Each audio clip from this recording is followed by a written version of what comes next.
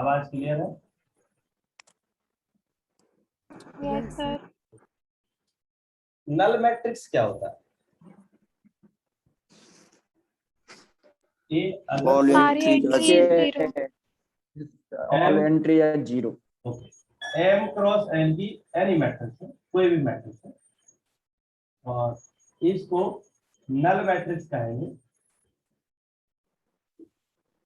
A I J M cross if all aij equal to 0, then A is null। देखो मैं definition नहीं लिखा रहा हूँ, डेफिनेशन तो बुकों में भरी पड़ी है, हमें तो कॉन्सेप्ट समझ में आ जाए बस, उसी से काम चल जाएगा हमारा।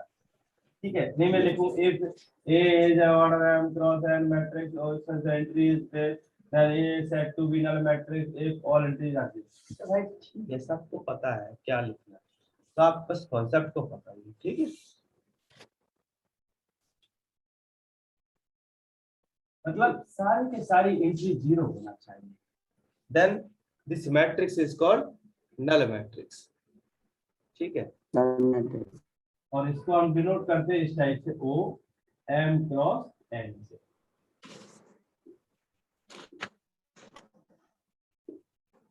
ठीक है, आगे बढ़ते हैं। जीरो मैट्रिक्स भी बोलते हैं, इसी को हम जीरो मैट्रिक्स भी बोलते हैं।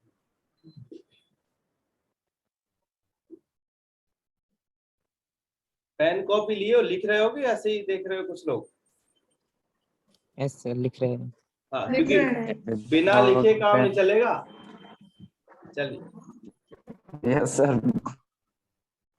रो मैट्रिक्स, रो बेसिक चल रहा है आज, बिल्कुल बहुत बेसिक है आज का क्लास, मतलब बिल्कुल बेसिक से उठाया।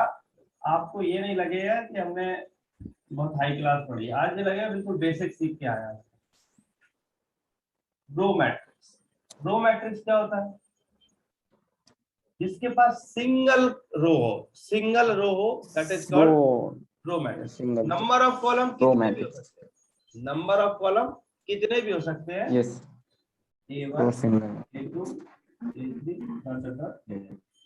This is called the row matrix. x is equal to this, then this vector, इसको रो वेक्टर भी बोलते हैं, रो मैट्रिक्स को रो वेक्टर भी बोलते हैं। तो इसमें क्या है, कॉलम की संख्या कितनी भी हो सकती है, इससे कोई फर्क नहीं पड़ता। This is the 1 cross n, तो जिसमें सिर्फ एक ही पंक्ति हो, एक ही रो हो, that is called the row matrix. Column matrix क्या होती है? ओनली वन कॉलम रो एन यूज सकते हैं। ओनली वन कॉलम, या इसी का ट्रांसपोज ले लें, y1 y2 ये n क्रॉस 1। ठीक,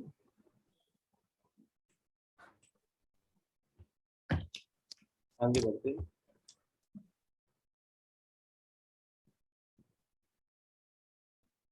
स्क्वायर मैट्रिक्स क्या है? m इक्वल टू n हो जाएगा। m इक्वल टू है, if m इक्वल टू है, then A is n cross n matrix. Row और कॉलम सेम हो तो this matrix is called square matrix. ठीक,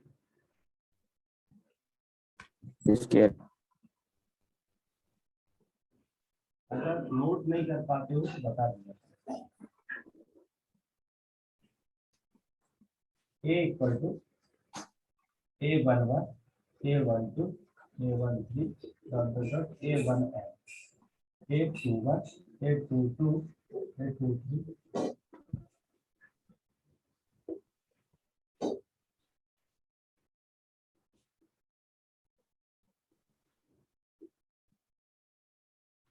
ठीक है, ये जो मैट्रिक्स है आपकी स्क्वायर मैट्रिक्स है।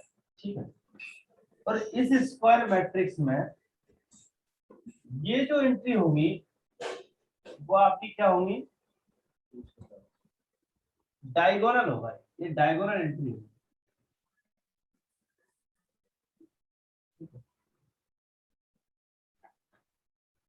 डायगोनल, और इसी को हम बोलते हैं प्रिंसिपल डायगोनल। ठीक है, मेन डायगोनल जो होता है वो यही होता है आपका A11, A22, A33, A44, A55, AN। ठीक है, और इसके बाद ये जो होगा ऊपर वाला, इसको हम क्या बोलेंगे? Super diagonal. Super diagonal. Super diagonal. और इसके जो नीचे वाला होगा उसे क्या बोलेंगे? सब डायगोनल। बात समझ गया सभी लोग? बात बताइए, इस डायगोनल में कितनी एंट्री होंगी?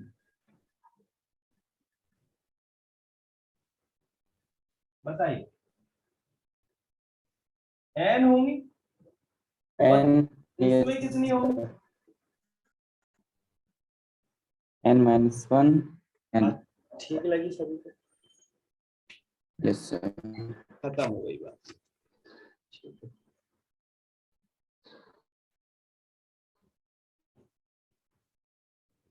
अब अगर हमको कोई टू मैट्रिक्स दे दी जाए,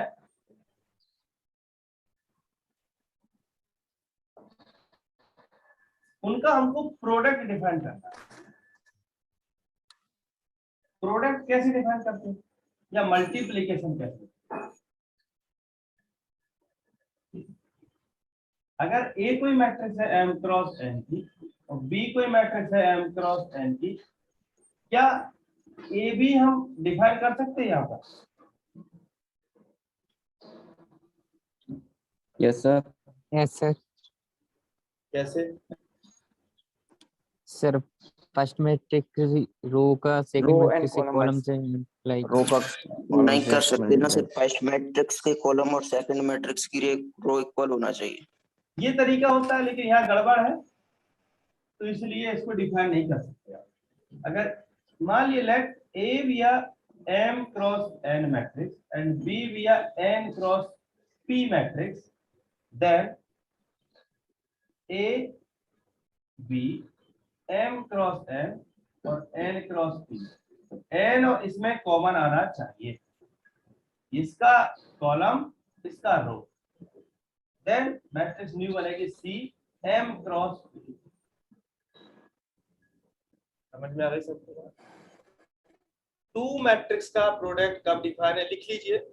ए मैट्रिक्स A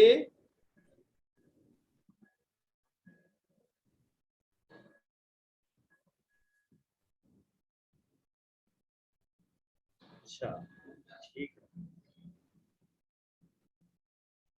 तो आप अपने मन से भी लिख सकते हो इसको, तो कि अगर A और B दो मैट्रिक्स है, तो column of A, number of column equal to number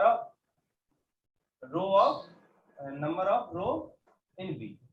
तो कॉलम की संख्या A के कॉलम की संख्या और B के रो की संख्या सेम होना चाहिए। समझ रहे? Yes sir. Then product define, क्या B A डिफाइन है? B A डिफाइन नहीं है। B A क्यों नहीं है? कि n क्रॉस नहीं है B सर। है, और ये क्या है हमारा m cross n। n plus। तो P, if P is equal to n, अगर P की वैल्यू m हो जाए, इसके कॉलम और इसके रो की संख्या बराबर आ जाए, तो डिफाइन है, देन डन। बात समझिए सभी लोग कि दो मैट्रिक्स का प्रोडक्ट कब डिफाइन होगा? जब पहले वाले मैट्रिक्स की कॉलम की संख्या समान, दूसरे वाले मैट्रिक्स की रो की संख्या के समान आ जाए। ठीक है,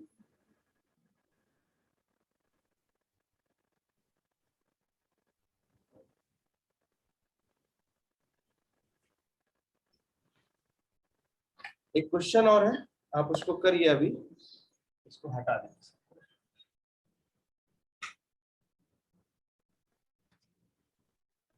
A is equal to something कुछ given है, like 1 2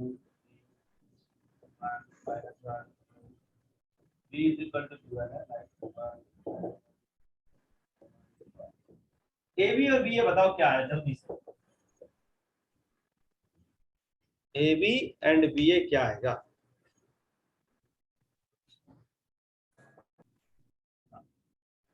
आप समझ रहे हो?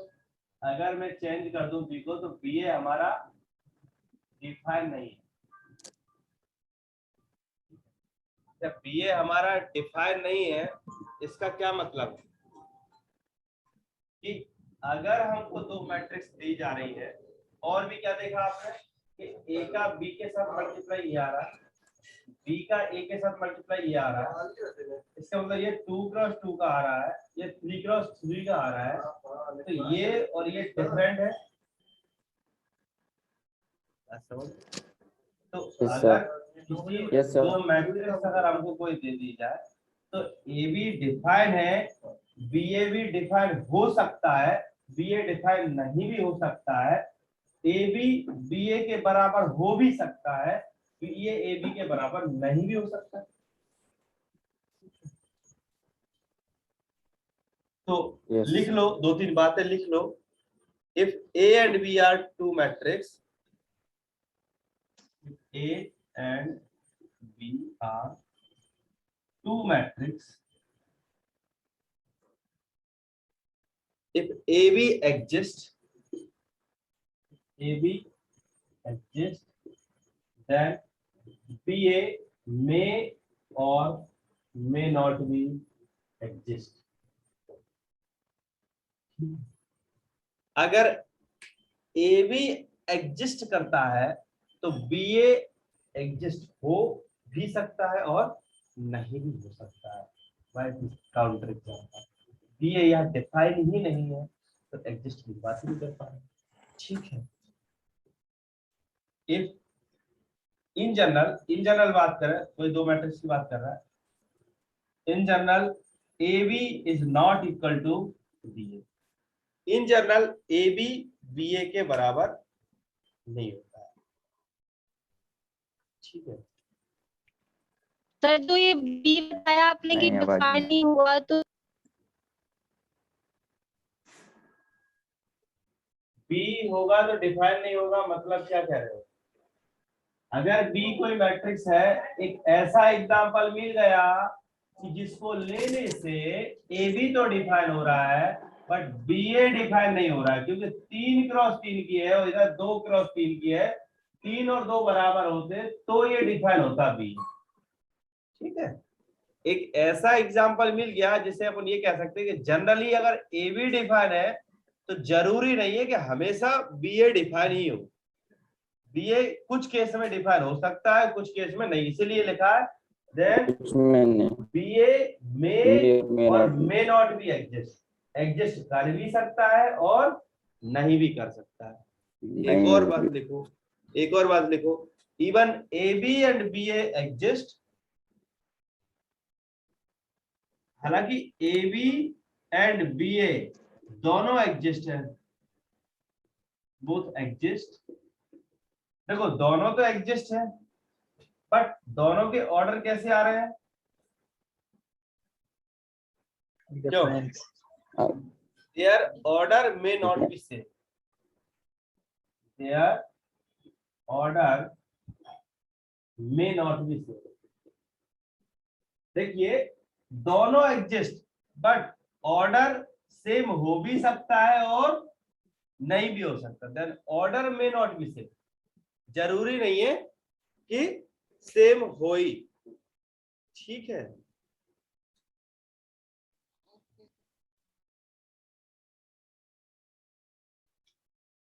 लास्ट बात, अगर कोई दो मैट्रिक्स है ए बी एंड बी ए और बी दोनों के सेम ऑर्डर है, ए बी ए का और बी का, और मान लो ए बी और बी ए का भी सेम ऑर्डर, मान लो A B and B A both are same order,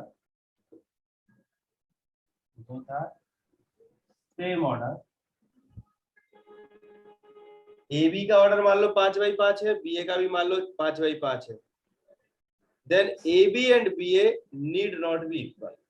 Then AB and BA need not be equal. ठीक है, ये जरूरी नहीं है कि AB का ऑर्डर सेम आ जाए, BA का ऑर्डर सेम आ जाए तो दोनों बराबर आ जाए। ठीक है, कोई भी एक एग्जांपल ले लो आप, उससे हल हो जाएगा। A इज इक्वल टू ले लीजिए आप 102 100, B इज इक्वल टू ले लो आप 00002। बताइए ए बी निकाल के बताओ क्या आ रहा है, बी ए निकाल के बताओ क्या आ रहा है।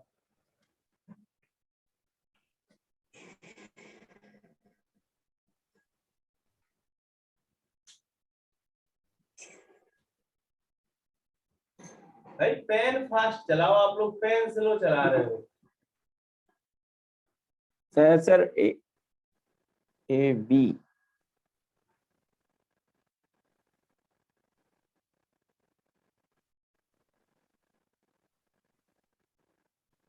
दो चीजें चाहिए आपके जीवन में, आप सुनो अच्छे से। दो चीजें अगर नहीं हुई तो गड़बड़ है। दो चीजें क्या है, एक तो बाज के जैसी नजर, ठीक है, बाज के जैसी नजर चाहिए, और दूसरी चीते कैसी चाल चाहिए।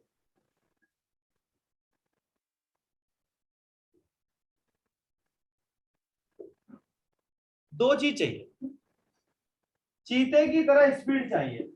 जैसे चीता होता है अपने शिकार को देख लेता ना, इतने तेज दौड़ता है, उतनी ही स्पीड तुम्हारी चाहिए क्वेश्चन को करते ही। क्वेश्चन माने तुम्हारा शिकार, क्वेश्चन यदि दिख गया तो इतनी स्पीड से दौड़ो कि क्वेश्चन बचना नहीं चाहिए। और एक बार दिख गया, दिखेगा कैसे, वो बाज की नजर से दिखेगा। बाज की नजर से कोई बचता नहीं है, कितनी भी डिस्टेंस हो उतनी डिस्टेंस से अपने शिकार को ढूंढ लेता है। कहते ना कि तुम्हारी क्या बाज की नजर है क्या, कुछ बचने नहीं दे रहे हो।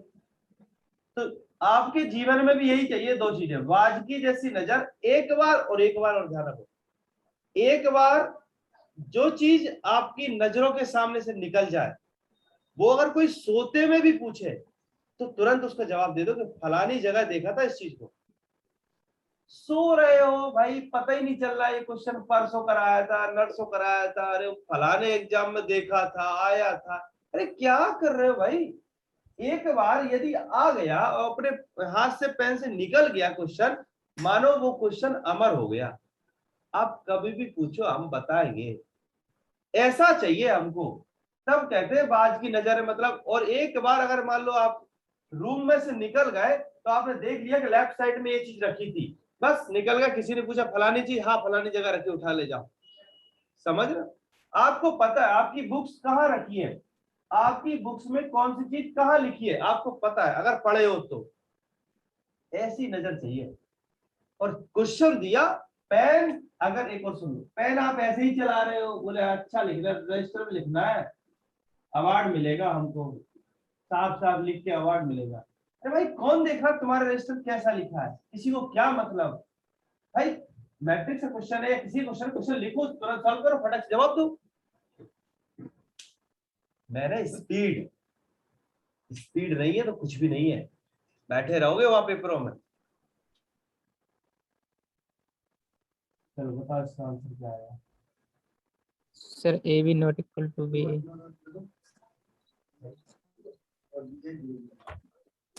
मतलब समझ में आ ही सकती, ये भी क्या आ रहा है 0 2 0, 0 0 ये क्या आ रहा है, सर 0 0 0 0 ए बी और बी ए बराबर आए जरूरी नहीं है क्यों जी।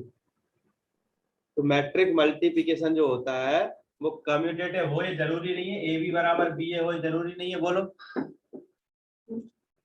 Yes sir. आगे बात करेंगे तो बताएंगे जो मैट्रिक्स का कलेक्शन होता है G equal to M N cross N की कोई मैट्रिक्स है, ठीक है, और इसकी जो एंट्री आई से आ रही है वो किसी फील्ड से आ रही है, तो ये आपका जी प्लस के रिस्पेक्ट में, with respect two plus commutative group बनाता है, कम्यूटेटिव ग्रुप बनाता है, ठीक है, क्योंकि ए प्लस बी करो चाहे बी प्लस ए करो ये कम्यूटेटिव होता है, ठीक है। जी अगर कोई ग्रुप है इस टाइप से, ए एन क्रॉस एन की स्क्वायर मैट्रिक्स है, ये मल्टीप्लिकेशन के रिस्पेक्ट में प्लस लेना था यहाँ पर, और with respect to multiplication, in general बात कर रहा है, in general with respect to multiplication ये ग्रुप होता है, बट कब होगा ग्रुप, ये तब होगा जब इसका इनवर्स एग्जिस्ट कर जाएगा तब। तो अगर यह कंडीशन देना पड़ेगा कि determinant of A is not equal to 0, तभी ये ग्रुप बनाएगा, अदरवाइज ये ग्रुप नहीं बनाएगा, ठीक है। लेकिन अबेलियन ग्रुप नहीं होगा क्योंकि ए बी बराबर B A in general true नहीं है, ठीक है। चलो आगे बढ़ते हैं।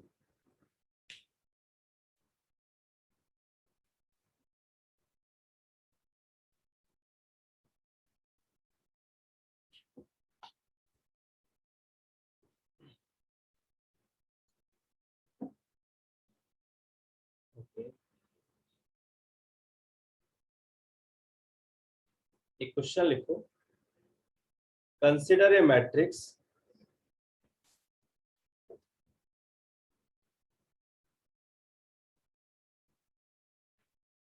कंसिडर ए मैट्रिक्स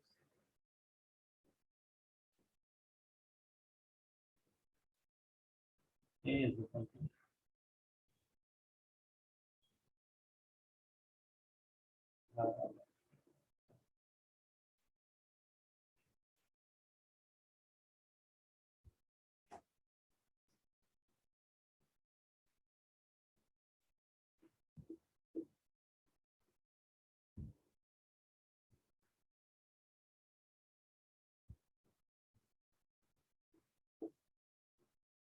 ठीक है।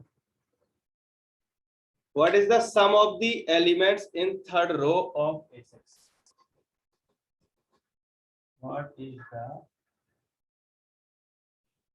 What is the sum of element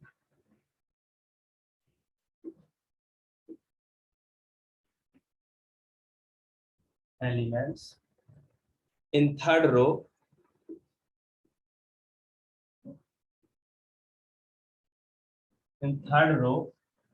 of a to the power 6? बताओ क्या है? सर वो ऊपर -10 है या 16 है? -60।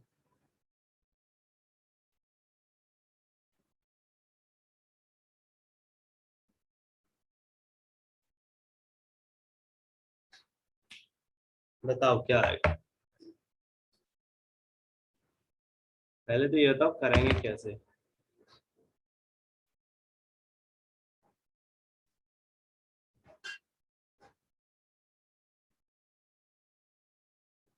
क्यों जी,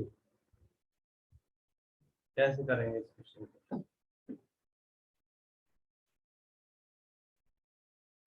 किसी के पास आइडिया है तो?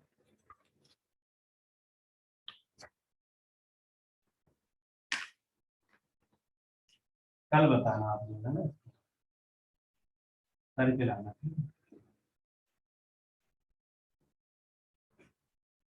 आगे बढ़ते हैं।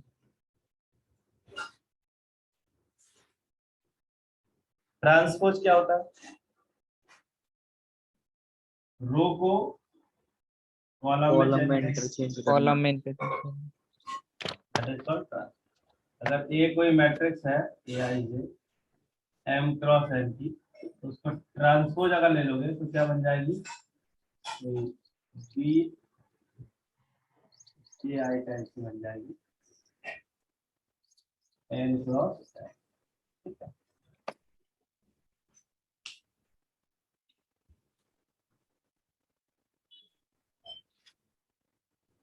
ठीक है, ट्रांसपोज को टी से भी लिखते हैं और डैश से भी लिखते हैं, ठीक है। कुछ प्रॉपर्टी लिख लो इसकी। अगर के कोई रियल नंबर है, के कोई रियल नंबर है तो के टाइम अगर ए कर दें और उसका ट्रांसपोज है तो नंबर बाहर आ जाता है आपका। दूसरी बात, ए प्लस बी का अगर ट्रांसपोज है तो A transpose plus B transpose आ जाता है। ए बी का अगर ट्रांसपोज है तो बी ट्रांसपोज ए ट्रांसपोज बाहर आता है, ठीक है। अगर 3 मैट्रिक्स हो तो इसमें इनवर्स लगता ऑपरेट होता है, ये वाला पहले आएगा, ये बाद में आएगा। ये तो बेसिक प्रॉपर्टी थी इसकी। अगर ए इज एनी मैट्रिक्स,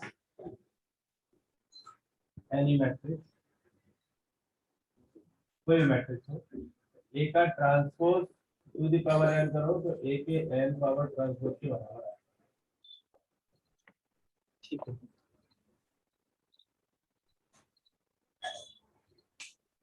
इसके बाद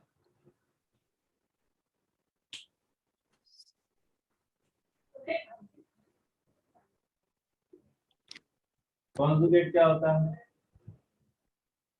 जेड इज इक्वल टू क्या होता है, x plus i by z bar देते हो तो हो जाता है एक्स माइनस, मतलब रियल पार्ट को सॉरी इमेजिनरी पार्ट को आप साइन चेंज करके लिख देते हो, that is called the conjugate, ठीक है। प्रॉपर्टी लिखना, कॉन्जुगेट को आप बार से लिखते हो। ए कोई मैट्रिक्स है, सपोज कर लो 1 2 3 4 आया था, तो अगर ए बार लिखूंगा मैं यहाँ पर, ये हो जाएगा 1 2, रियल पार्ट नो चेंज, 4 आएगा माइनस का था, एक आएगा हो जाएगा, दैट इज कॉल्ड,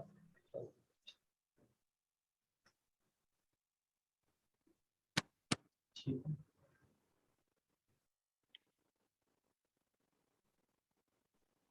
कुछ बेसिक प्रॉपर्टी इसकी भी है। अगर के टाइम मल्टीप्लाई करोगे इसमें और उसका बार लेना हो तो क्या हो जाएगा, के बार और ए बार। इफ के इज रियल, अगर के आपका सी से बिलोंग कर रहा है तो के बार, और इफ के बिलोंग टू आर और के रियल नंबर है तो रियल नंबर का मतलब होता है किसी का बार उसके सिंपल नंबर के बराबर आ जाए तो यहाँ पर क्या लिखा जाएगा, के का, ठीक है।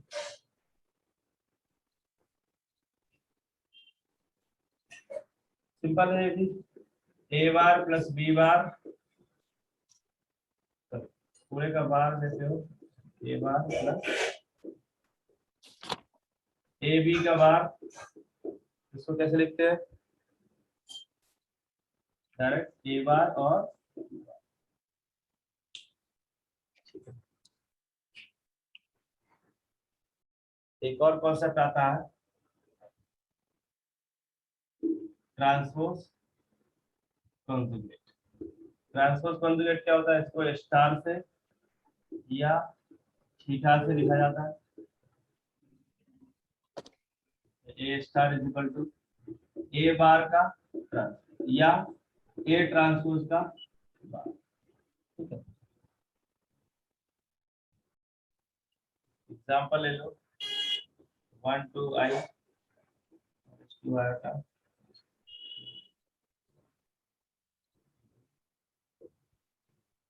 इसका ट्रांसपोज कॉन्जुगेट बताओ क्या आएगा, थीटा। तो सबसे पहले क्या ले लो, इसका ट्रांसपोज ले लो। ट्रांसपोज क्या आ जाएगा, 1 2 आयोटा माइनस 2 आयोटा 2 1 0 3 आयोटा। इसका बार ले लो, बार क्या आ जाएगा, 1 2 माइनस आयोटा और प्लस 2 आयोटा, 210 और माइनस का 3 बात ठीक लगी सभी को? क्यों जी? Yes, sir. ट्रांसपोज कॉन्जुगेट के भी कुछ प्रॉपर्टी है, बिल्कुल सेम प्रॉपर्टी वर्क करती है इसकी भी। ट्रांसपोज की तरह ट्रांसपोज का काम करेगा, बार बार का काम करेगा, है ना? अगर किसी के से मल्टीप्लाई करें और इसका अगर ट्रांसपोज है तो क्या आ जाएगा, के बार आ जाएगा, क्योंकि ट्रांसपोज के कॉन्जुगेट लोगे तो बार बाहर आएगा। और ए प्लस बी थीटा तो क्या हो जाएगा, A theta plus A B, opposite rule चलेगा इसमें, बी थीटा ए थीटा में ट्रांसपोज की वजह से A theta to the power है, इसको भी लिख सकते हैं A N to the power, ये सारी प्रॉपर्टी।